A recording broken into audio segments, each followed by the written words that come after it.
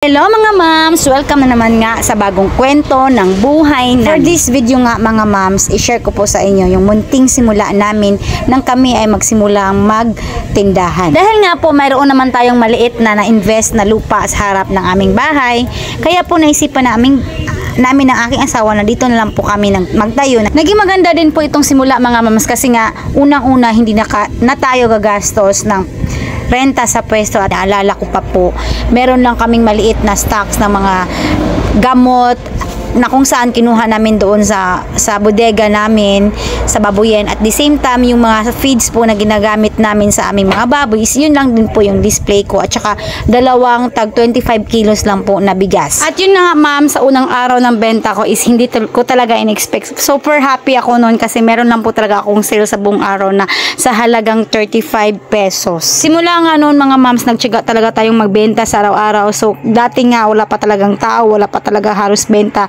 Doon nga ako minsan naglalaba sa tindahan, nagtutupi ng mga damit at kung ano-ano pa talaga mga moms. Pero sa awa ng Diyos mga moms, as in hindi po namin in-expect na lalaki po ng ganito yung tindahan. Kahit po sabihin natin na hindi naman siya gaanong malaki, at least po happy kami kasi talagang pinaghirapan namin lahat ng meron kami ngayon. Nga mga moms, ang masasabi ko lang po, kapag meron kayong gusto, meron kayong pangarap, simulan nyo na po, gawin nyo na ngayon.